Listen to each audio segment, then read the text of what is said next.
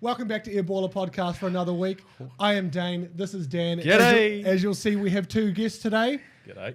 We have Matt. G'day. We have Matt Harrison over here and James Watson. How are you?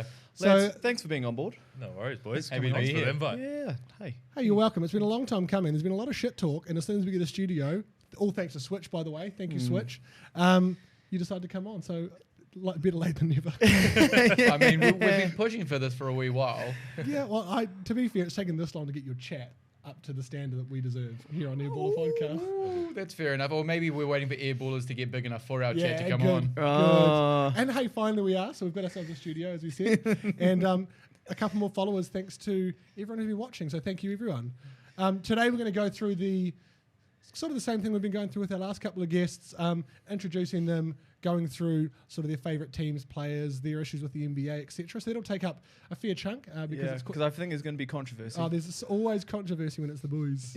Always. And then we'll go into some of the headlines for the week, as well as we'll dive into some Houston small ball. I think we touched on it last week. We touched on it But I last think it week. might even start near the start because we do have a Houston fan in our midst. Oh, absolutely. Well, don't stay quiet Yeah, about yeah. it. Don't stay quiet. So we should we might as well start with you then, James.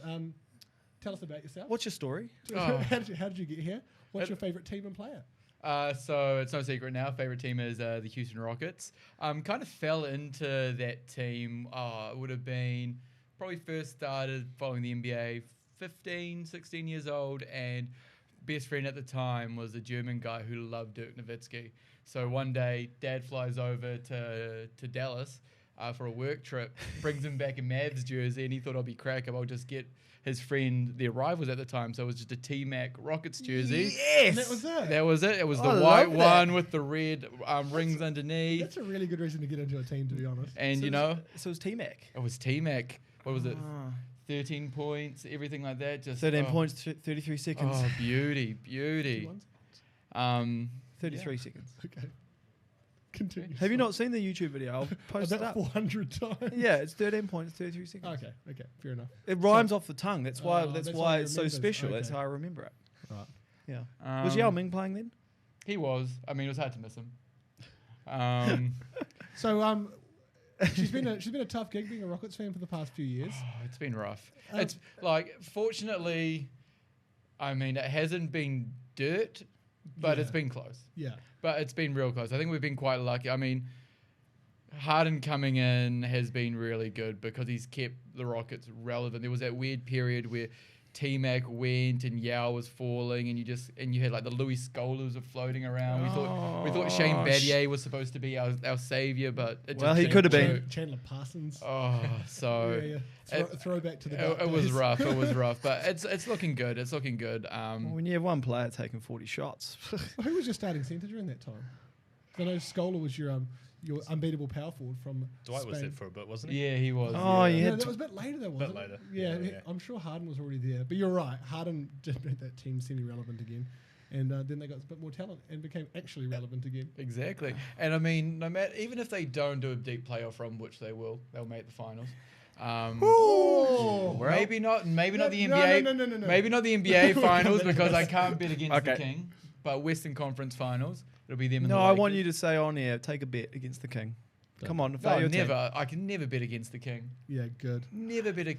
17 years in the league. Look at him. He's Oh. immaculate. Yeah, flopping. James, you can come on the show anytime you like. We don't need another Lakers fan. We don't need another LeBron James fan on the show. Look, you know when people want to support the underdog because it's a good story. You know what's amazing when the best player is playing for the best team and is just above and beyond everyone else. And you go, that is why I love sport. That is why I love sport. Use it to you. I'm enjoying today already. No, I I'm was not. so much Is there better more than beer? I was. Also, his hands doesn't get sore often. You know, he's not like Steph in that regard.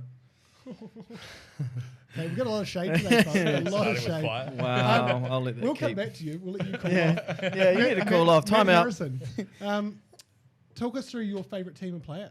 Yeah, so no surprise, Oklahoma City Thunder. Well, it's a surprise for everyone watching. Yeah. It is actually. Yeah. The Nick Christie's out there, traveling through South America right now. Yeah, is he still a Thunder fan though, or I feel like he's just a Westbrook fan? Well, I could say that as well until the season they've just had. Okay. Okay. I So, think- so your favourite player is still Westbrook? Westbrook's my favorite, definitely.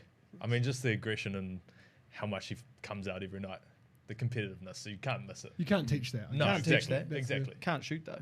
What did Phil Jackson? lay What up. did Phil Jackson? What do you mean? A nice pretty lab is Yeah, nice yeah. though. I will Looking give you pretty that. good. Did you say that he averaged a triple double for pretty much 3 seasons? Oh, yeah. I You think- can't hate on that. No, And I'm not it hating was it on Phil Jackson was like, no, not Phil Jackson. Dan Tony was like, you can't just go and pick up Hart from the supermarket. Like he just got it. I'm like, oh, quotes. It's true. It's true. Yeah. Sounds like a great appreciate coach. But no, the man brings it every night, and you just, if you want to go see a game, go to America, you're guaranteed to get performance from him every night, right? Like he's just a trooper. Yeah. And the longevity as well for how hard he plays. That's got to be one of the biggest things. For That me, is that the I'm like, question. how are you still doing this and not missing bugger all games? Exactly. And I mean, he's 11 seasons now, maybe? Yeah. 2010 draft? No. Mm, 8 yeah, draft, it's- whatever. Around there. Yeah, it was the first Thunder once for 11 years or something. You know? Oh, he was the first Thunder draft pick. Yeah, yeah. And so, how are you finding the Thunder this year? Obviously, Bloody good. yeah. I Lots of change. I remember lots being of change in the last year. remember being in the room with you boys after a few beers and waiting for that Kawhi drop and breaking it to you, seeing PG's name in that. It was a little devastating. Thought it was going to be a write-off year for the NBA for me, but no, Might they've have just give up. yeah. But no, they're No. performing. I don't think anyone thought it was going to be that great. And what do you reckon's doing it for them? Like, why do you think that losing their 2 best players and are still basically the same record? What do you think is actually doing that? I reckon it's a combination of what Westbrook's left. You know, a lot of these young players like have been mentored by him, and he's just been, you know, it's that killer mentality, regardless of how good they are or where they are at. And then CP3 just coming in with the, you know, with the that's really mentorship, super. and I mean they're leading sort of clutch time. I think I showed James a stat the other day that since Thanksgiving they've got the 3rd best record in the league. That's end of November. It's pretty impressive. It is. Well, For- what I for like where is they that I thought. feel like they've just got lots of pieces as well that have actually fitted them really well. You know, you've got Dennis Schroeder now. But do you Like, reckon a and lot he's of been there before. A lot of it as well. There's we're going into the season. There wasn't a guy. No one in that No, team you're was right. kind of going, you know what, this is my team. It was more, this is our team. People have written us off. We need to work together. Probably a lot of it is CP3 because he's coming and going, okay, look, we've got a lot of talented pieces. But Let's make it all work together. work this. Let's maybe go to a throwback to just good traditional basketball where it's not. Because like modern basketball now, you've got your star players who will dictate a lot of what happens. You fit around the stars. Whereas, you know, CP3 and Billy Donovan, to his credit as a coach, has come in and gone, okay, well, With a what name do like I Billy. have? Let's work with what I have versus what I don't have. Yeah, trying to play the same style of ball as other guys with less talented one-on-one players, but as a group you can actually beat them. I feel for them though because they're doing so well, and this is no discredit at all, but like they're just destined for mediocrity. Like I just don't think they're going to make it past the second round of the playoffs, and I just think that's such a shame for the team that for they the are. season. Yeah. Well, Yeah. well, but then again, But I what think are they then I get- think what are it they But is. isn't that a get- win though? Like I for think them that to- achievement is. That's I think they huge. could go into the playoffs and upset a team. I don't think they're expected to win the comp this year. They're not at all, really. But I think if they come in and they can upset a team, they've got all this young talent, and then obviously the Grow 100 them. bloody draft picks they've got up their sleeve yeah, as I well. mean, the draft picks is big, and that's going to make Yeah, them like, and a that's contender in the next 2 that's years. down the line as well. That's not the next couple, like next year or two or whatever. But you know, they're drilling into them that competitiveness now, especially with like Shai, and man, he's just incredible. And you know, they've got Dennis Schroeder, who's he's nearly locked in 6th man of the year. Billy Donovan's up there for coach of the year. CP3, he's just a master, right? It's a renaissance for him. Exactly. And we did talk about that, didn't we? Oh, he's so impressive. And Billy Donovan's he can finally implement a game plan as well, you know, and that's what he was brought into. Stars on the same team, exactly. same page. And, you know, you're getting your shots here. Well, when PG came in, you know, he told him, you know, I don't want any plays set up for me. You know, I want to kind of freelance it essentially. And now Billy Donovan can actually put in a game plan and, you know, run his sets and run everything. More sets. Yeah. And run it's probably quite freeing for a coach to have that sort of maturity in your kind of your alpha's past his prime. Like let's not be shy about the fact that CP3 can do that, but he can still light up a court if he needs to. Like he's got the handles for days, and like his shot's probably better than it ever was. I think. Yeah. Oh, absolutely. But that's the thing. They've got their death lineup at the end of the games, which is Schroeder, Gilgeous-Alexander, and CP3, and the three of them come on, and that's when Chris Paul takes over a game as well, and that's why he's leading by far the clutch points. You know, it's pretty incredible for an old man. Yeah, and it's pretty impressive. To be fair, like I've got a lot of respect for the Thunder, and coming off the back of what was potentially the worst trade in NBA history, like trading James Harden back in the day, a year before, like, and a lot of it was around money. And $2 million, I think, or something. $2 to $3 million they gave up James Harden for essentially the year before the cap change for Steven Adams. Yeah, but it's so hard to say though, because if he was forever going to be your 6-man style player, like would Harden would he have forced a way out eventually if he was always going to be third fiddle? Because he was never going to take over Russ's team. Like the Thunder, no matter what, is always going to be Russ's team. Until then, they were KD's team though. He was the best player, but I still don't think he was the best player. But I still would say it was like Russ's team. So Harden was always going to float to be that third star. Would you still say it now as Russ's team though, even though he's with the Rockets? Do people still remember? Oh, Russ, come back. I think no. I don't know if they'll tell him to come back, but I think that when you mention Thunder, you think Westbrook first. Definitely, but I also think, you know, if this season for them went completely the other way and they're having, you know, they're bottom of the table, then people would be like, shit, we need Westbrook back. You know, he was the heart and soul, and the fans wouldn't be into it. But because they're winning, and, you know, I think they've dropped down to 7th in the West now, but they were 5th a couple of days ago. But no, they're still 5th. But they're still like... With Jazz, they've just dropped down. They're still 6th. 6th, sorry. Oh, 6th, sorry, yeah. 6th. And they're playing, like, it's just good to watch. It's lovely basketball. It's really, like, it's not just that they're winning games or they're grinding out wins. You know, they're not kind of like a Jazz-esque type team. Like, it's actually good basketball to watch. Big fan of Shai. Like the 2015 Grizzlies, who just happened to battle for every game. Yeah, exactly. Big fan of Shai though. Like he's just long. He reminds me a lot of PG. He's very just silky and smooth with all his moves.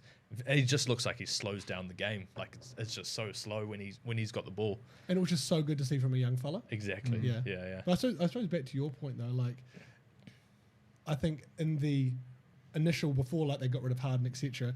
I think you didn't need for those guys. You didn't need for Harden to be the man on that team. I think they could have had a bloody good chance of winning the next year. Like I feel like they just gave up 1 year too early on that. Like it's all kind of working itself out now. And they've got picks for days, and I think they've made some good trades and pickups since then and moves. But end of the day, it's all about the rings. They could have won a chip, man. Like literally the next year. Yeah. If they'd stayed, yeah. But do you reckon? Hindsight. Hindsight is a beautiful thing. But if you're Presti, right, and you look at how well the team's going, do you go, this is an amazing season, cool, we'll enjoy it for what it is, but we're not going to be aggressive in the next couple seasons to really build on this? Or do you go, okay, if we have another great season, cool. If we get a good offer for Chris Paul or Gallinari or someone, do we move them on and is he going to think too long term rather than actually be aggressive in the market? I feel like there's been a lot of change probably in the last 5 to 6 years around what general managers and things are doing with teams now. And to your point, if they'd stayed on, kept those players for another year, they probably would have won a championship. Right? Yeah. Hindsight, right? But you're seeing teams now, they may only give it a year and they're like, nah, it didn't work, scrap, and back to the drawing board. But it's kind of like there's now no opportunity for like teams who are trying to almost build a dynasty again. I don't think we're going to sort of see any of that anymore because players are moving around. so frequently, all the time. But meanwhile, you've got... And it's all about the money, right? Totally. And people chasing money and chasing rings. But and you've still got the players guys will carry a dynasty the guys with like them, the Warriors who have been able to do that. I think, as very few teams, the NBA gets bigger TV rights, bigger exposure worldwide, that like the cap's basically going to go up. So you're going to be able to have more of these guys and keep them on. And like the smart GMs going forward are going to be able to keep a buffer in order to do that, because I think that's where it comes in. Like I know the Warriors was a bit of an anomaly in that cap went up. They had Steph Curry on a really good contract. The stars just happened to align for them. But I think take KD out of that, the Warriors winning, I think they get another championship. I don't think they get 2, but I think they get 1 more. I think the Rockets get the other one. Oh, okay. Sorry, not the Rockets. The Thunder get the other one. The Thunder? Yeah. No, I don't think the Rockets do, sorry. Oh, no. Sorry. No, I retract that. Yeah. Well, it's like a little reunion at the Rockets at the moment. You got Jeff Green, Severlosha, Harden, Westbrook. They're all in that 2012 squad that went to the finals. Yeah, that's right. So at least they know how to play with each other, which is good to see. Yeah. And if they get to the second round of the playoffs, I think it's probably been a win of a season for them. The challenge you've got Chris Paul, who's just getting older every year. Like, I know he's balling out. I know he's your leader, but I just worry about the legs he's still got in him, because he's old and he's always getting hurt. But I reckon second round is a win for the Thunder regardless, because they've completely gone and been like, we're rebuilding. It might not be right now because they've got picks for days in next 3 or 4 years or whatever. It's a good result. Oh, good exactly. result if you can get to and you're teaching competitiveness, and you're teaching a winning mentality. I think the Timberwolves or whatever, I looked the other day, and from 1989 have the most losing record out of the whole NBA. And you've despite got having KG during it. Exactly. And they've got all these great players that, that are with them now, and they just can't get a winning mentality. How do you fix it? Winning mentality and winning culture. And that's organisation. So Dan and I spoke about this, was it 2 weeks ago with Jack? A couple of weeks with Jack, and it's such a big thing. The fact that they don't do the little things well is why they're not doing the big things. Like, what did we see the other day? It was, the fact the jersey. That, retiring. They didn't retire KG's jersey before the Celtics, which is ridiculous. Absolute trash. Like, he won an MVP for you. He came back and he taught your young guys when he was over the hill. Exactly. Well, I mean, like, they made him. What is it? I think like 6 or 7 of the years during the 2010s, they made KG the highest paid player in the whole NBA, but still, that's not good enough to put his jersey in the rafters. Yeah, that comes from the top, and like you go through. Losing cultures with some teams, and the names that tend to come up, like the Bill Simmons of this world, talk about like the Suns. Like, I'm just going to buy the Suns. Yeah. But the Timberwolves, to me, I don't think. We won't even get onto the Knicks. That's a whole. Hold on, but they had a good win today. They did a good win today. RJ Barrett. I know, against career high against small ball Rockets, by the way. Hey, you got to keep it interesting. You got to get a few people to go and giving a bit of charity to the Knicks. Oh, yeah, that's fair enough. What I did see is that Spike Lee didn't even get into that game. Now that's a losing culture. Yeah, really. So there was all this video in the tunnel on the way in. That for some reason, what has he done lately? They haven't let Spike Lee into Madison Square Garden before a Knicks game. Because why? No, exactly. I don't know. Oh. But the fact that there's either going to be something pretty serious that he's done, i.e. like police, or let him in. Yeah. He's the only winning piece of your team. But he is the Knicks. Like he represents the Knicks fan base so much. More than any other fan out there, easily. Or player. Or player, potentially. Not wrong. At this rate. Yeah. Yeah, like I don't think you'd even... Shit, that's a really good point. Because they're going through change, though, as well, right? They've got new... For the last, new 50 team years. president, which is quite funny. It was is it Leon Rose, the ex-player agent for Melo, Karl Anthony Towns, Devin Booker, Joel Embiid, Chris Paul even. That boy didn't smile once today, despite having his team win the first time he comes in. He's like, just smile. Just smile, be happy. Yeah, because it's not going to last long. Yeah, enjoy the small things, 100%. Before we dive into Houston, because I really want to dive into this with you, James, because I know you have some very strong opinions. Matt, we'll start with you. Biggest issue in the NBA right now? Biggest issue? Look, I'll throw some out there for you. Yeah. I won't dive into them. We've had load management. We've had the fantasy. We've had the dress party before. Costumes, isn't it? Oh, I don't know. That was Jack. I don't know why it was Sam. I rate no, that those. was Jack. But he was all about the sneaker game. But didn't like the old whole dress get up pre-game. Like the Rockets catwalk. Yeah, exactly. Yeah, have you heard like the rules? I think it was D'Lo was talking about the rules. It was either him or Booker, or maybe both of them were talking about like when you're about to post on your social media your pre-game outfit. So you don't do it at the very beginning of the game. If you're like leading at halftime, maybe you do it. If you lose the game, you definitely don't put it up.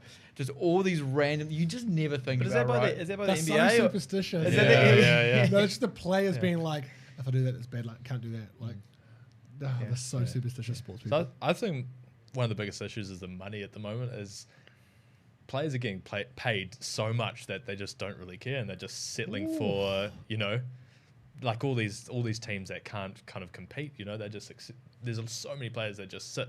You don't know their names. They just go out, ball. And that's it. They cash the paycheck. They don't really care about winning, But do they not care about winning, or have they just succumbed to the fact that they're on the Knicks and they're going to play as hard as they can? The Suns. They've only got so much God-given talent. You know what I mean? Like, I think there's a quote from Jimmy Butler, and I know he's an anomaly when it comes to his work rate. But he's like, "I'm not the best shooter. I'm not the longest. I'm not the strongest. I'm not any of these things. But I work my ass off." He's also a bloody good talent. Like, as much as he says he's not. I agree though, but then you take him back to when he was in Minnesota, right? And he was trying to drill that into all the players, but then it seems like a lot of players were just happy just to go by, cash the check. I'm sure they all want to win because you've got to be the top, the top to make it to the NBA. But I think a lot are very happy with just settling with the check, and once they get their money, where's the drive? Do you reckon that's the players though, or is that back to circling back around to the winning organisation, winning culture, wanting the team, wanting players to do better, wanting But I think it's both. It's a combo. It works together, right? And it'd be like, I think a big issue as well, kind of with that, is now you're getting franchises who are getting bullied by seemingly their star talent because they know in order to get bums on seats to actually stay relevant, if their star player comes to them and they might not be doing much, but they go, if I don't get the max, or if you don't pay me this, I'm going to walk. Cat's a good example, right? He phenomenally gifted player, hasn't actually proven himself or lived up to his potential. But look, if you're a winning organisation and you've got Cat coming to you going, give me all the money, but that means you can't keep Butler, or you have to juggle those personalities, and you go, oh well, all the statistics show that you're the type of guy I want to build a franchise around. I'm afraid that I'm not going to get a talent like you again. I'm going to let you dictate terms. Whereas, I agree. Yeah, the power balance has shifted. And I think what you'll find is like the latest collective bargaining agreement that was signed like back in 2012 or 13, whenever it was.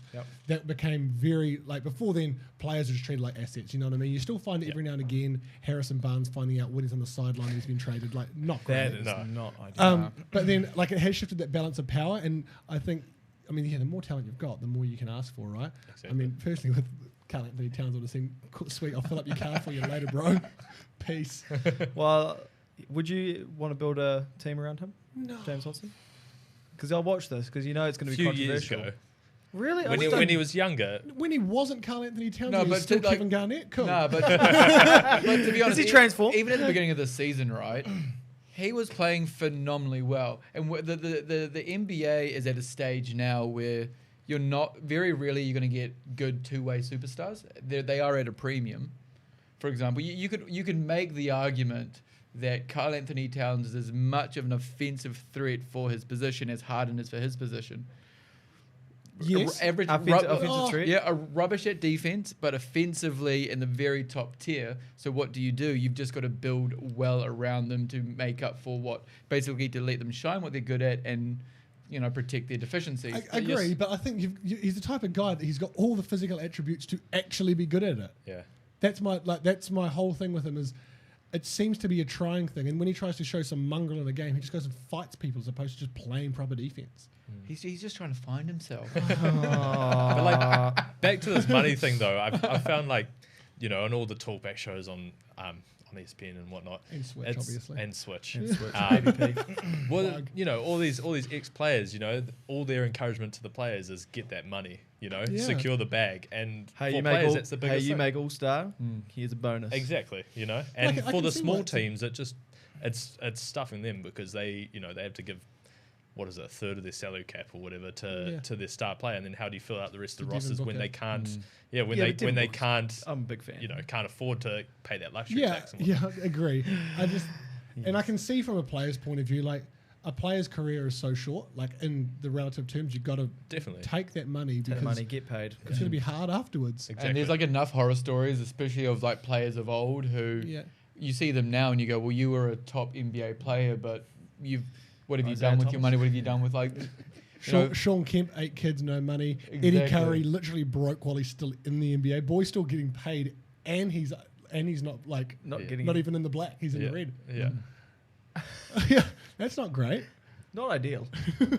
I feel like the money was different back then as well. Like, I mean, they were still getting paid ridiculous amounts, but it probably wasn't, unless you were the very top sort of players, you probably weren't getting paid enough to, have your whole lifetime paid for, or and especially if you weren't smart with it. Yeah. Whereas nowadays the money's just ridiculous. $250 million for 5 seasons, or it's a lot of money. It's ridiculous. You even look at like I always even think back to like that Miami Heat team when LeBron went there, and it was LeBron on 32, Wade on 32, and Chris Bosh on like 27. I'm like, and everyone was like, "That's ludicrous! Oh my god!" You think of it now, you're like, "No, that's nothing." Damn, that's a bargain for 2 championships. yeah. But I mean, pay that money every time. Yeah, Pat Riley's saying, "Sweet." I mean, I think that's the one thing I really liked about the Warriors is that again, going back to the whole culture thing. Sometimes I just don't quite understand if you're a superstar and your value as a player is determined on your chips nowadays. Mm-hmm. If at the end of the day, I mean, why would you not take, if you're earning 30 million, or if you're earning 20 million versus 30 million, right? But by taking 10 million less, you can get another player. That means you can get 2 rings. Why would you not consider that? Like, it is really interesting. But just the money rules, and it goes back to like, you've got players that aren't, IT and Boogie who have had terrible injuries, right? And they've lost the potential of earning so much money. You never know when that injury's coming or your career's ending as well. You look at someone like Paul, like Chandler Parsons, who was earning pretty good bank, was like an okay role player, kind of fell off, to be honest, a bit, and then gets hit by a freak accident this year and his basketball career's done. Yeah. Exactly. Like I can see why they're doing it. So it's like, look after number one or the team, but I suppose at some point you go, I'm making enough, can I take that bump down to get another superstar for the chips? Because that goes from my family, like my life and my family's life, to my legacy as an NBA player, and that's a difference. Because there'll be so many people that we don't know who have earned pretty good money being great NBA players. Great, right? Yeah. And we don't know who the hell they are. Exactly. Well, when was the last time Chandler Parsons was relevant? Probably when Lillard hit that series won a 3 over him. Oh. To be honest, he was probably more relevant for being overpaid. Yeah, exactly. Yeah, well, he had a pretty terrible contract, so no team wanted to pick that up. Okay. Undervalued still, I think. What's in your biggest issue right now? I think my biggest issue is there's almost too much camaraderie in the league.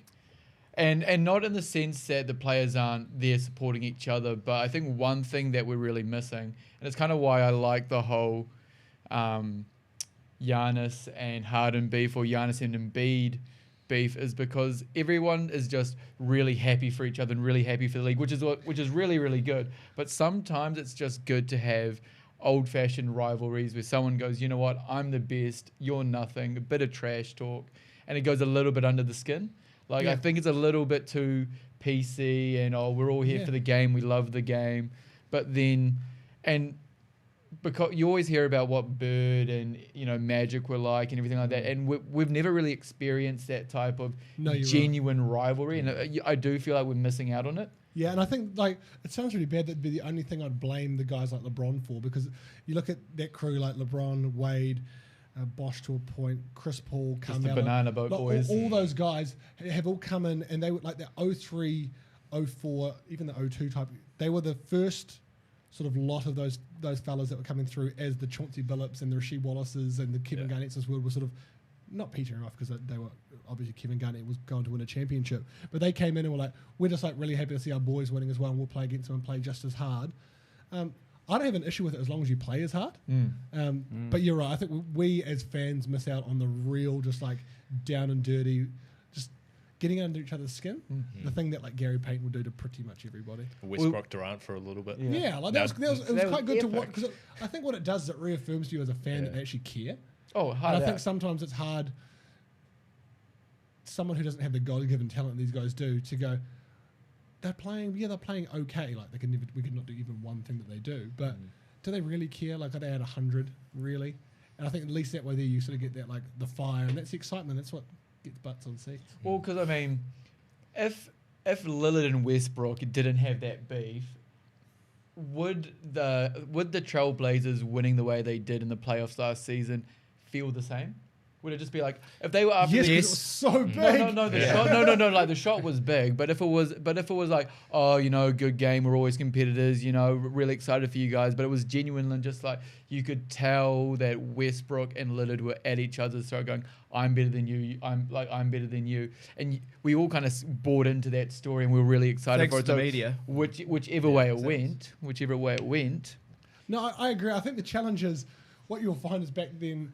The style of balls changed quite a lot because you've got threes, etc., which are way more prominent. And what you've probably found is there's a lot fewer guys that are just like evenly matched up. So you look at Westbrook and Lillard, both point guards, explosive point guards who can shoot, who lead their team, who can kind of do everything.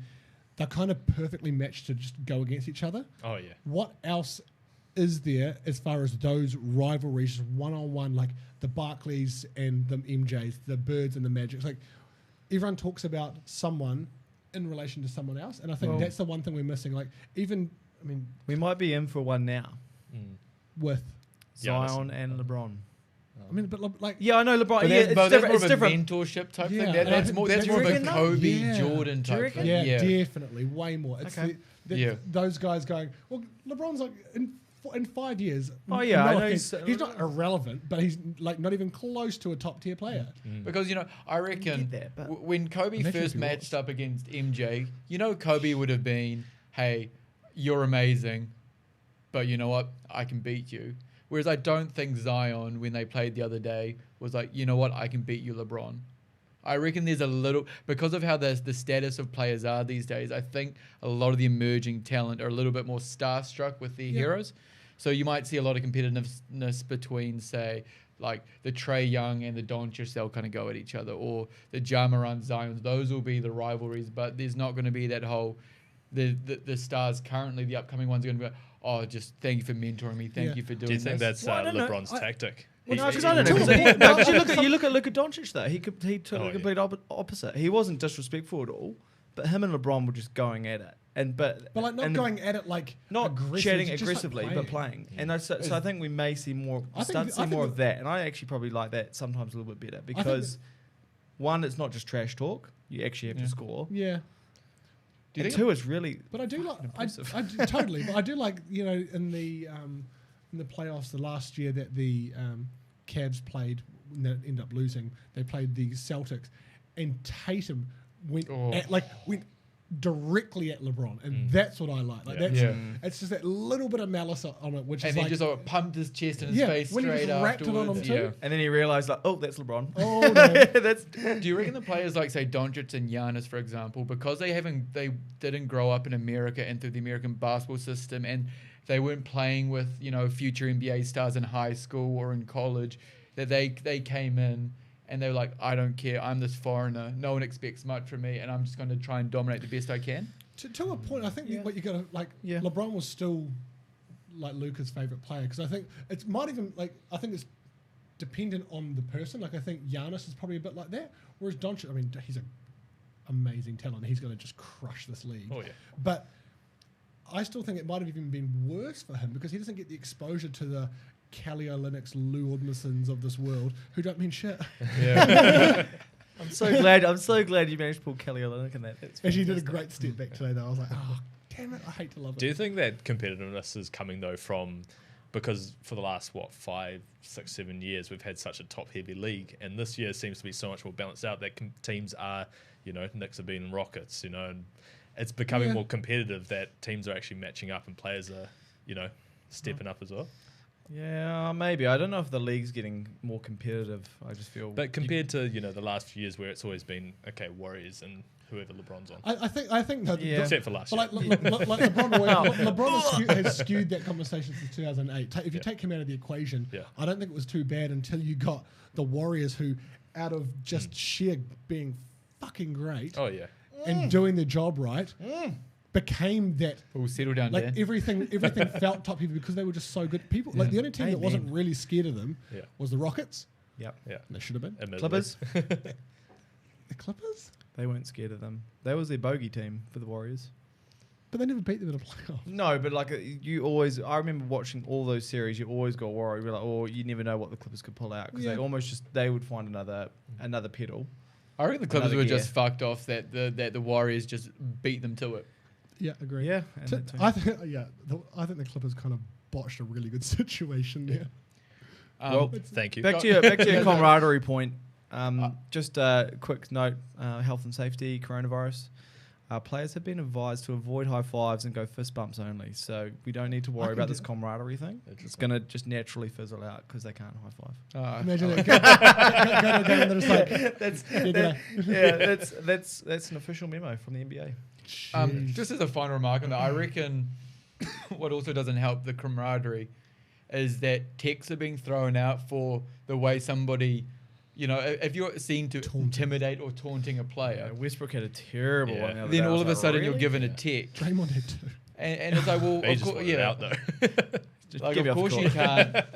You can't create competitiveness if you can't stare somebody down after you dunk on them. Yeah.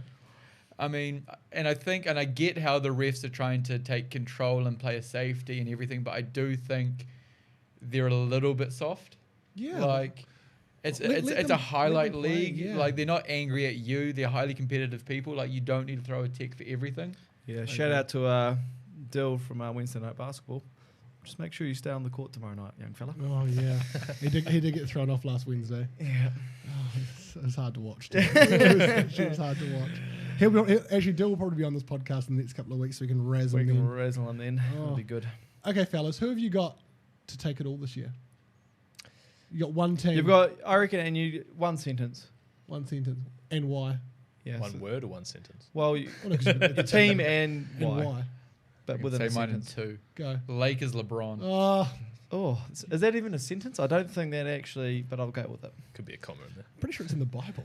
Yeah, I was going to say. What Bible? The King James Bible, isn't that what it's called? Yeah. The book of LeBron. Oh, God. Yeah, I mean, at this point, you can't really go past Lakers and LeBron. Playing this and putting a little tally of everyone we have on and see what it should be. Well, to be fair, like, we could go back. It's funny because I'm a massive LeBron fan and I'm scared of the Clippers still. Like, I just still go, shit, because having watched them, they're just such a good team, and then they've added the superstar power. So I'm not really worried about the Bucks. They can't do anything. No. But I mean, how many lineups? I saw something like the Clippers have had like 30 plus lineups. They just had no consistency. Yeah, the Lakers wouldn't be far behind though.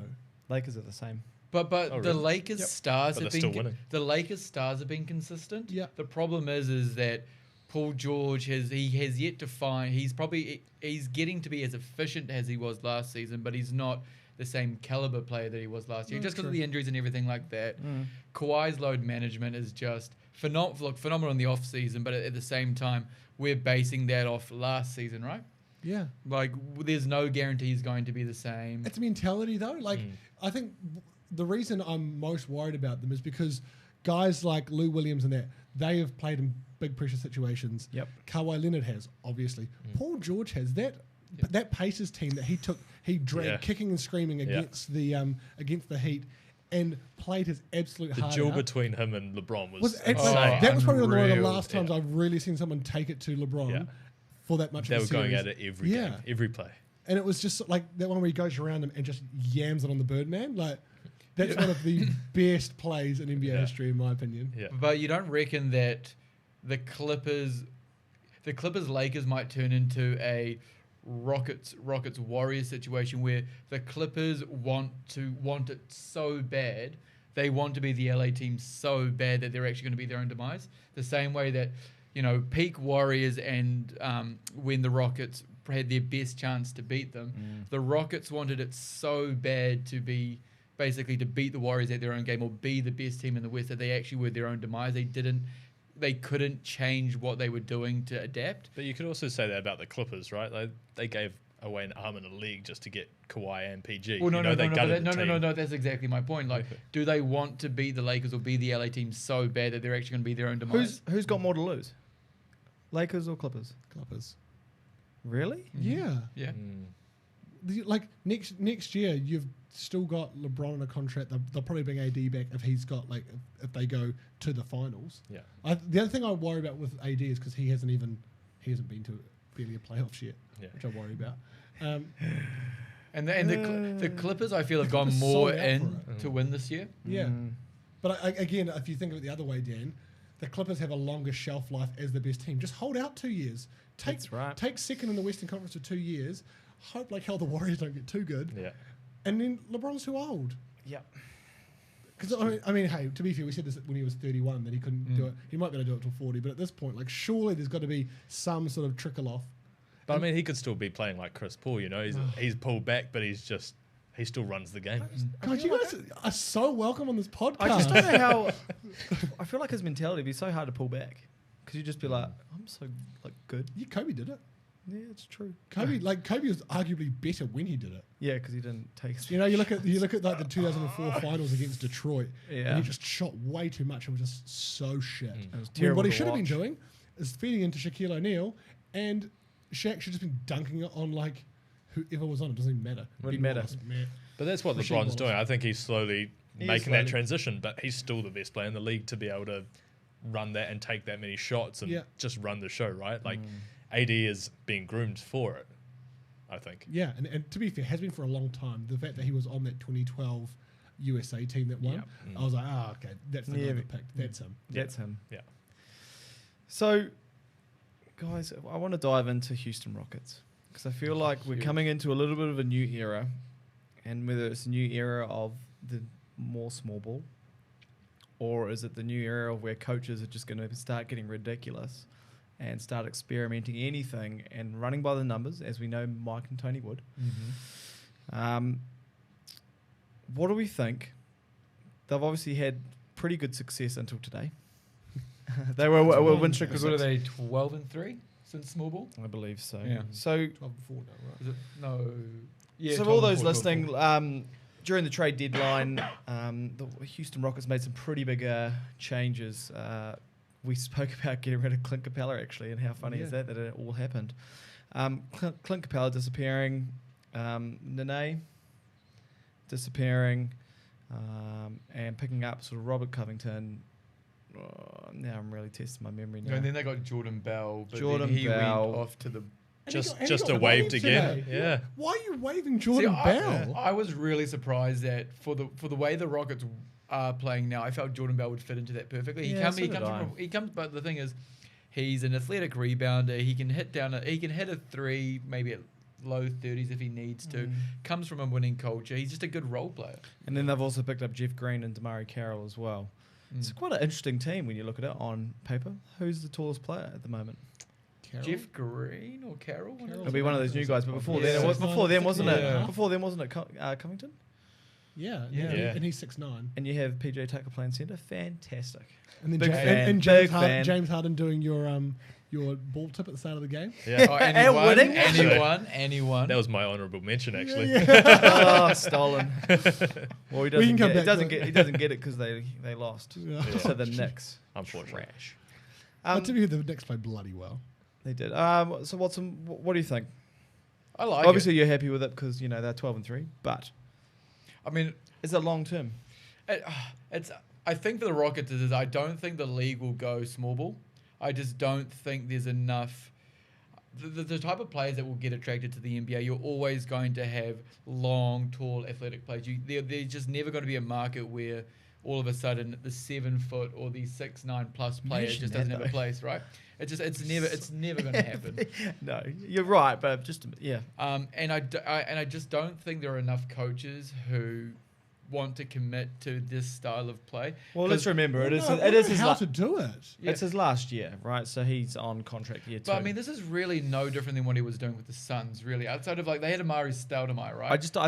I think he would have liked to do this, when he had the Suns, and he maybe walked back from the ledge. This time he's like, I'm just going for it. It's easy to walk back from the ledge when you've got a beast like Stoudemire sitting there, though. Exactly. But he also, I think he came out in the last day or so and said he didn't have the balls to do it essentially back then. Now he does. He's like, I'm all in, you know. Yep. What's he going to do? And that's exactly what it looks like, right? And because I think I still think that Daryl Morey didn't want Westbrook. I think, I mean, realistically, he is king of like analytics, and if you're an analytics guy, you don't give up Chris Paul for Westbrook. Never. Just on the way your system's playing and everything like that. Just he didn't want it to happen, but I think for Tito, it was an ownership call that was made, and that's fine. Do you reckon he's regretting it now, though? I think what they've come to realize, I think what they probably realized leading into the first kind of half of the season, this isn't working. We're stuck with it. We need to make a change. Yep. And then they've kind of said, okay, what can we do? Are we in on small ball or not? Because in reality, I don't think the way they're playing is much different than what they were playing before. No. I mean, Clint Capella was still, instead of having Clint Capella filling the paint lane, you've got Westbrook, who is a better finisher and more explosive. But he's not even really filling the paint, because it only takes 2 seconds from the 3-point line for him to score. And so at the end of the day, there is no one in the paint the whole time.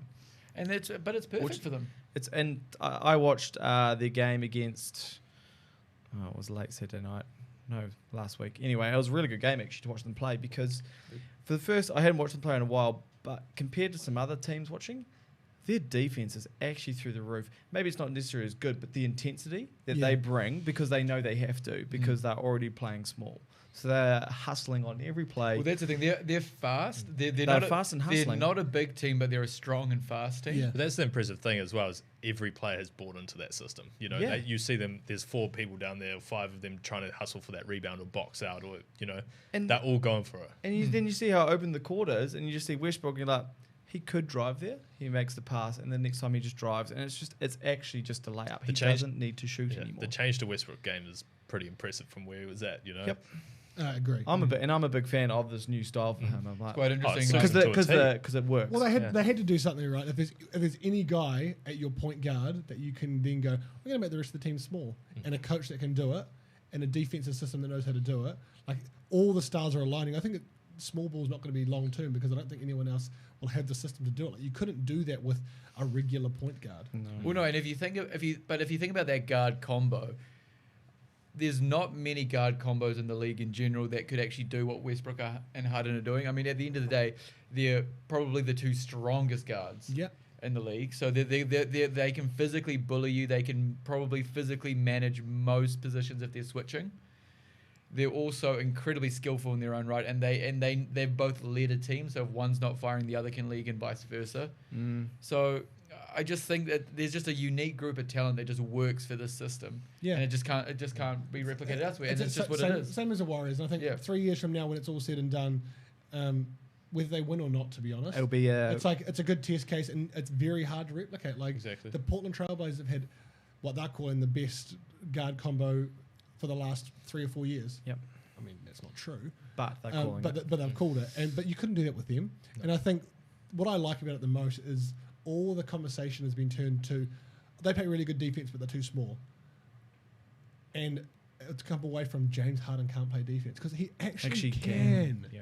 And we've talked about it here before, but like the fact that he kind of gives a shit enough now and kind of has the ability, because he's got other fast guys around him to play defense and not have to have all the offensive load. I think it's been great for him. No, he's not going to average the as much as he did last year. Like I think Harden's got one of the best stats in the NBA, that every season that he's been in, except for one, his scoring has gone up. Yeah. So I think 2014, 2015, around there, it went a dip from 29.9 to 29.4. If you switch those 2 years around, he's literally just going up since he's been. Keeps going. Like this year, it'll fall off, but this year, at least now, he goes, all right, I can score 4 less points a game overall. Sometimes I'll light you up for 60 because I'm James motherfucking Harden. Yeah. But I can actually go and play the other end of the court. I think what's really good to watch, and if I actually want to watch some more games, is actually just how the defense reacts now for the opposition against Houston. Because so many times now you can see the mismatch when they're running up the court. You have PJ Tucker already in the corner. You've got 2 shooters in the corner, and all of a sudden a big's on them. Yeah. They can't, and it's just really like you can almost just sort of see it.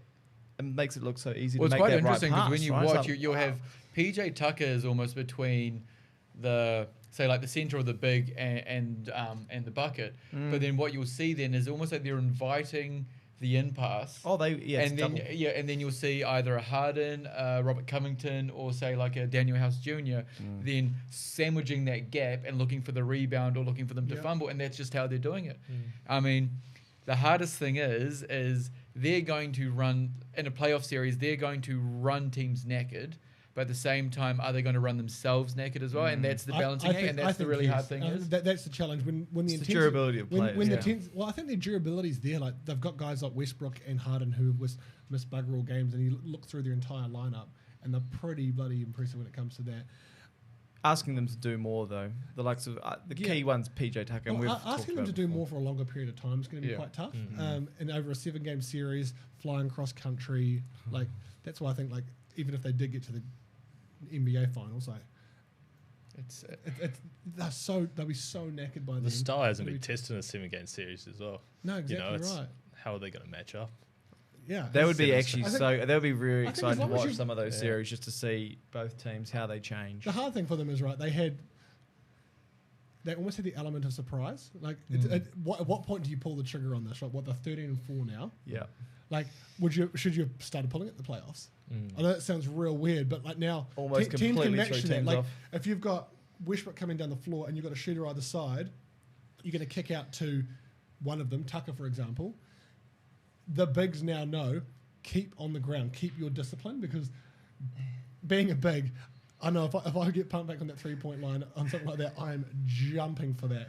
But the thing is, if you do that, right? So like, like the Jazz are a good example. So they had Gobert guarding Westbrook, and like Canada to a point as well with the Celtics. But you're either going to have your center or your big sitting in the paint. So and if Houston have got all 5 out, there's going to be an open shooter, and they're shooting at a decent enough clip that they're going to get mid to high 30s or 40. Okay, so you pull your big out. Okay. Gets beaten. Yeah, Westbrook's going to like fly past him. If not Westbrook, Harden's going to slither past, kick it out. Like they're just forcing you to they're forcing you to make a decision that they've got a solution for whatever decision you make. Which is why I like it. And it might be predictable. You might know it's either going to be we pull you out, we drive past, or we pull you out, we drive and kick.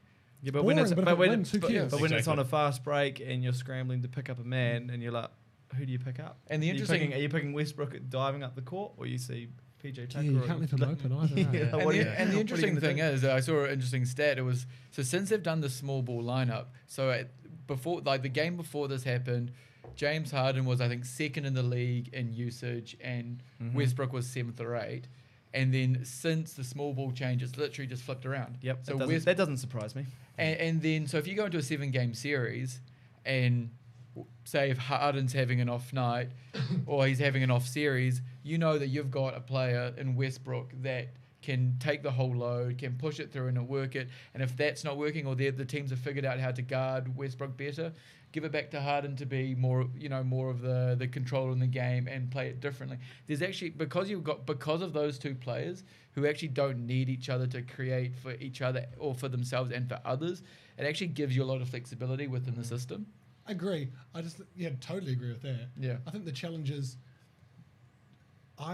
as far as like a 7-game series goes at like crunch time, like Western Conference Finals, I still don't trust Russell Westbrook to not make the right caught up in the moment that he makes bad decisions. Because he's proven even in those years where they were great, everything was run.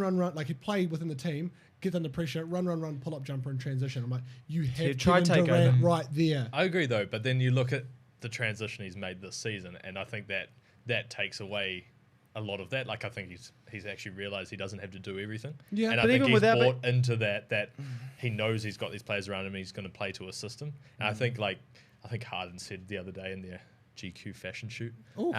Speaking of fashion shoot.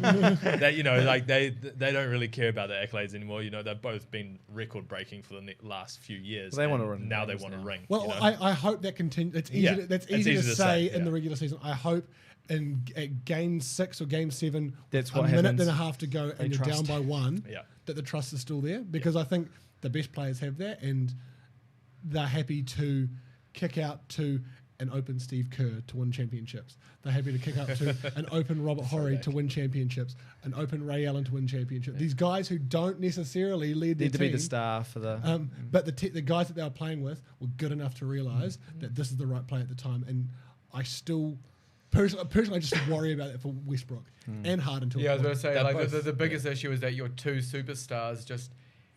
One of the biggest slides on both their careers is just their playoff performances. Yep. You know, they've had good. You probably would say that neither one of them have had a standout playoff series that they go, you nothing know what, defining. Exactly. And that'll be the biggest. Now, whether or not they kind of realize, okay, well, we clearly aren't the ones to do it ourselves. Maybe we can work it together. But I still also think playoff basketball, there's a lot more switching in defenses, and that just plays into their hands. You know. Yep.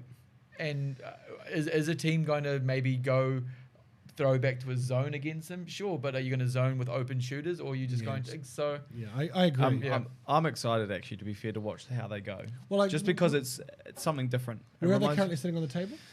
Dun, dun, dun. They are sitting in maybe a game and a half fourth. behind the Clippers. So fourth. So if they go 39 and fourth 21. versus 5th, who's that? Jazz. Yeah, they're killing the They'll Jazz eat in the the series. I wouldn't mind a Thunder Rockets. Yeah, that'd be good. I reckon that's good. Thunder only one game behind. The narratives as well, you know. It'd be so good to watch. Oh yeah. Because I don't see the Jazz just with their maturity. Like, yeah, Gobier's amazing and Donovan Mitchell's amazing. But you can't I don't think play Donovan Mitchell is grown up enough to play those guys in a 7-game series. And Connolly hasn't just done. He just hasn't been what they wanted him to be. I don't know what's why. wrong. I don't He's know. not fitting at all. Jordan Clarkson was a good pickup for them. Yeah, he was. He's done well. He's been very considering good. it's Jordan Clarkson. He was like, thank God I'm off the Cavs. I think anyone's can get off the Cavs. And Jingles is no longer an MVP candidate of old. Which is sad. That is sad. Like, I hope, because like the Jazz were really good a couple of years ago. Like, I was stoked to see them rise all the way, and I just feel like they've peaked. I just don't think they have enough to take it.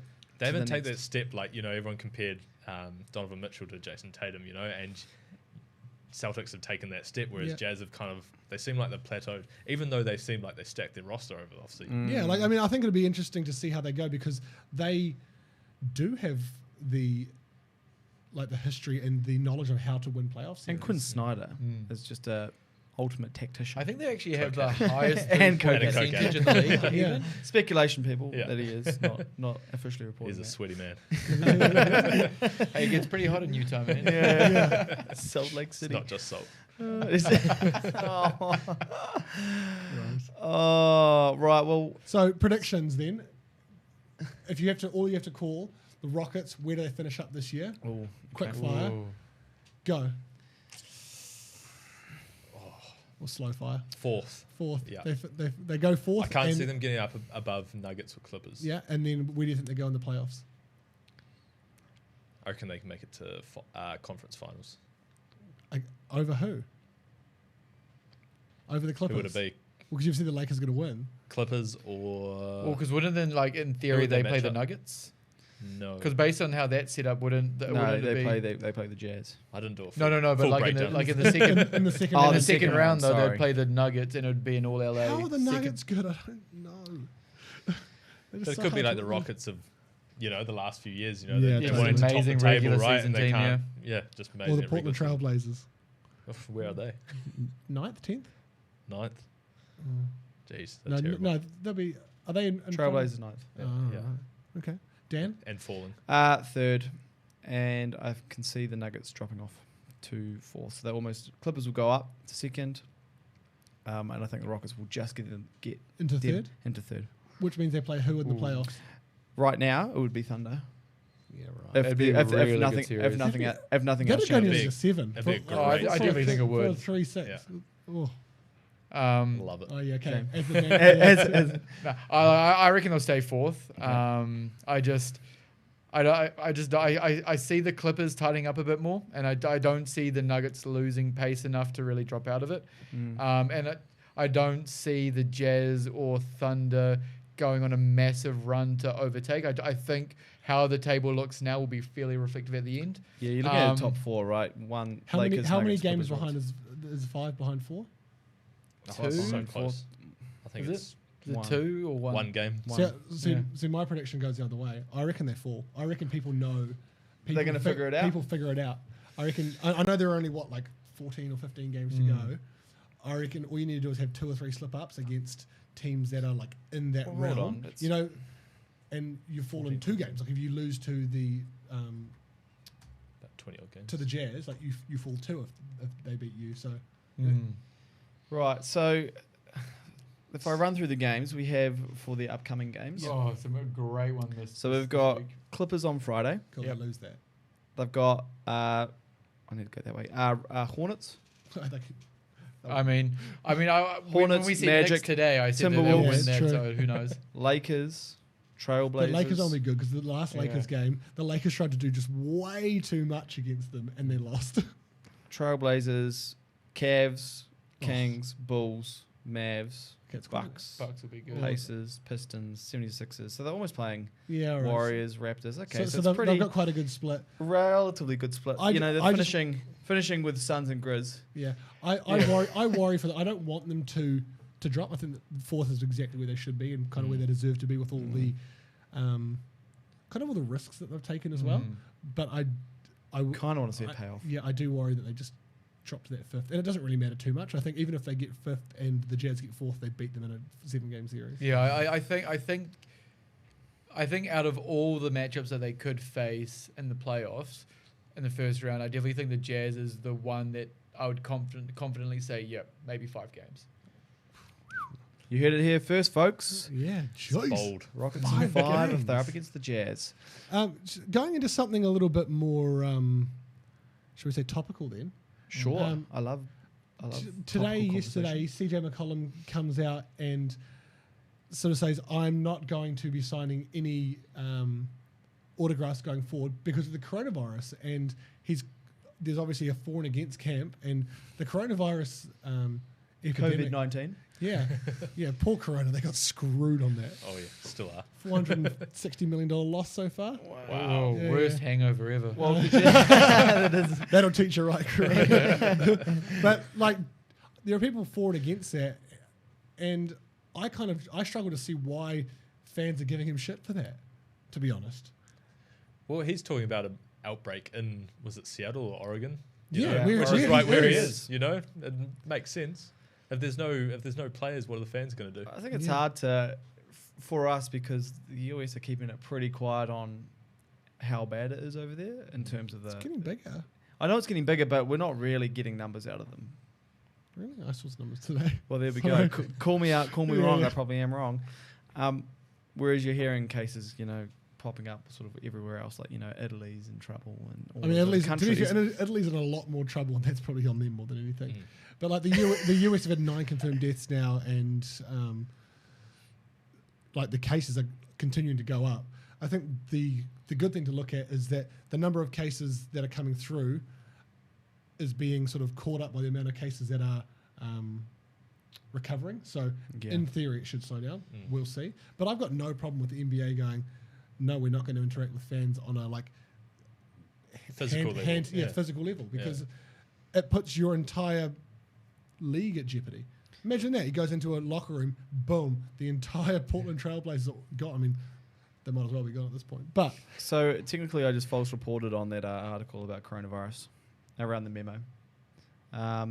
Players should utilize fist bumps over high fives with fans. Yeah, totally. And avoid taking items such as pens, balls, and jerseys to autograph, according to a memo to teams obtained by ESPN. So you know it's legit. Oh, so I know it's legit. I mean, it's Woj and Zach Lowe reporting on this, so it's got to be pretty good. Compromise just be that CJ carries his own pen? Nah, because I reckon someone would steal it because it'd be pretty... I reckon it'd be a pretty swanky pen. Because is the issue that he's taking someone else's pen, or is he just don't want to be in the face of someone who could cough in him? Or do they pre-sign posters to give out? Yeah, I think that's. I thought they do that anyway, don't they? They probably do a lot of that in balls and that sort of thing. I think they just need to probably do more of that. If you're not going to do that after the game, Do the other part. Like, how do we do that to keep the fans You engaged? see videos of them in a room just signing. It's just balls and posters for days. Like, so would say a CJ McCollum go, okay, I'm not going to sign autographs of players. So then would he go, I'm not going to do my NBA cares or community work with fans because of coronavirus? I think you'll find they'll probably end up slowing that down anyway, just for the meantime. You don't know. Like, imagine that. Like, you're trying to do something good for the community with these players, and it ends up just like totally just butchering your league, because it's exactly what will happen. You're playing face to face with like your teammates, other players, trainers, medical staff. Like, it could spread so quickly, and then all of a sudden you travel cross country and do the same thing. I've got no crimes on just being like putting the brakes on it. Oh, I agree. Exactly. I mean, they're your asset. It's an entertainment industry. They're the entertainers. Yeah. If a player ends up not playing and he's a star player and it's because of coronavirus, you know, you'll be saying, why was he signing autographs? Why was he doing these things? Well, how many fans are you going to lose from, you know, not letting players sign for a couple of months, you know, until it's all clear, or next season or whatever, you know? It'll be a balancing act and a challenge for all teams, I think. No, it won't affect us. Yeah. The four Hornets fans that are left will be so gutted. Scary Derek. Well, mate, we're coming almost up on probably an hour 10. Getting close to. Goes quick. What else do you want to go into next then? Do you want to go into the Philadelphia? Or I think we've definitely battered Philly to death. I feel bad for them. But to be fair, though, Shake Milton though. But to be fair, though, 13 made threes in a row. Oh man, he was good. Yeah, where's this guy come from? G League. Fantastic. Now that's exactly how you use that feeder league properly. Yeah. And you know, so Ben Simmons out, Joel Embiid out, Josh Richardson now out. Who cares about that? The process is just out. Yeah, I know. But they are still 5th place. I think. Here we go. I like this. I like where you're going with this. Quick fire. Philly. Where do they end up? They stay with there. Yeah. They're sitting in 6th now. They are game to game with the Pacers. Yeah, I reckon they go 5th. I've got no qualms, and I still think they win a first round series. There's a big gap between 6 and 7. But what about their road record? Yeah, but like I think it's woeful. What's going on? I have no idea what's going on with it, but I think like if you get into a 7-game series, there's some comfort in there. Like there's some comfort in, you know, the place, you've been there, you've been there a couple of days. Yeah, and I've got no qualms to say they're going to win a first round series. Second round depends who they come up against. Bucks, I think they could beat the Bucks. They could upset the Bucks. You reckon they'll get through the? Because the first round. Yeah, who are they playing the first round? The Pacers. Celtics. Oh, okay, maybe not. Do we see Joel Embiid crying down the locker room again? I hope not. Ooh. He doesn't deserve it. He's so good. He's exactly this fucking league needs. That's 2 F-bombs. My goodness. I know. I'm sorry. You're passionate though. I like it. It just kills it. Like everything that Karl Anthony Towns isn't, Joel Embiid is. I agree. Yeah. Oh. Physicality. Well, I guess it shows competitiveness. Competitiveness. And wanting to win. Happy to talk shit to anybody. Got that real mongrel about him. The best thing I like about it is he pulls it off like online after the game and starts chewing people out. Just wants to win. And the fact that he cried after losing potentially one of the luckiest shots in NBA history, I got no crimes with that. I'd be a baby after that. Yeah. I'll be like that tomorrow if we lose Spicy House. Oh, but we won't. So is that you committing you're going to be playing? I'll be there. Live on air. All right, you heard it here first, guys. I'll be there. Another 90-point game repeat. Oh. The hell? We'll reminisce offline. We haven't got enough time for that. Yeah. Otherwise, it'll just be. So, in conclusion, then, should we get into our Mamba plays of the week and then some fails of the week, plus a couple of extra mentions that you want to bring up today? Yeah, I think we pass plays of the week to Matt. He's come all prepared. Yeah. Well, the honourable mention was going to be Harden winning the tip-off. I've ruined that for you. It's kind of was shut down by the Knicks winning in the end. But anyway. They cancelled each other out. Yeah. Our show, our rules. Continue. Well, I was thinking there's a make and a miss for top plays. Okay. The miss, Ja Morant trying to kill Anthony Davis on that dunk. Oh, yeah. Do you see the still of Anthony Davis's face? Like, how's he all the way up here? He's going to get it one day. Yeah, I know. He's tried Kevin Love, no AD. Karl Anthony Towns. climb the ladder on him. He's not defending that. He should actually. Cat would be the player that he does his first huge poster on. Yeah, It'd be impressive. I'd be stoked if, because of his bad defense, if he becomes the Timofey Mozgov. Timofey. Oh no. That'd be amazing. The make would definitely have to be Russ's putback jam over Jaylen Brown. Oh, yeah. About a minute and a half to go. Yeah, that overtime game. That's good. Like that's bigger because of the timing of it, I reckon. Oh, exactly. That's amazing. Yeah, Okay. yeah. Any other? I've got another contributor to that list. An easy one as well. Please take it away. Can we just say LeBron's dunk over Kevin Hart? Not Kevin Hart. What? Josh Hart. Josh Hart. Kevin Hart Hart just jumped him over Josh Hart. Like that was savagery, and especially from the Poor Josh, he was a teammate. But first I'm going to get you out of here, Yeah. and now I'm going to dunk on you. Especially like the through the leagues pass from Alex Caruso. Exactly, Caruso. Well, that's why he got those All-Star votes, isn't it? That boy, I don't care how big his headband gets. That boy needs to shave his head. That's all he's got to do. Speaking of. Close, guys, but we're not quite there. If you got there earlier, maybe. I have a fail of the week. You're right there. Contain yourself. LeBron James. Massive fail. Flopping versus the Grizzlies on Dylan Brooks. It wasn't even his only like Shackton moment of the game. No. Did you see his inbounds? Yeah, dribbled. Just walked away from the Stepped ball. over. Yeah, just like Brain explosion. yeah, from the king. I mean, It's a fail though. It's like, I mean, come at on, least man, you know he's you're human. better than that. Alzheimer's kicking in. the flop What? though. Like, boys playing the game. I don't like flops, but like it's still That's they're playing within the ridiculous. rules. Yeah, that was one of the worst I've seen. That's That should be a big fine. Yeah, What are I our hope he thoughts does on, get fined for that. Kyle Lowry's just going underneath. Was it George Hill's legs? Just trying to get the foul? I don't mind that. You about it? Yeah, I don't, play within the I rules. don't mind that. I know someone would be a big If fan of that there's too. an issue with that, change the rules. He's playing within the rules of the game. Oof. I don't like it. I think it's against the spirit of the game, but fuck, he's playing. 3. I'm sorry. Getting late. It's getting late.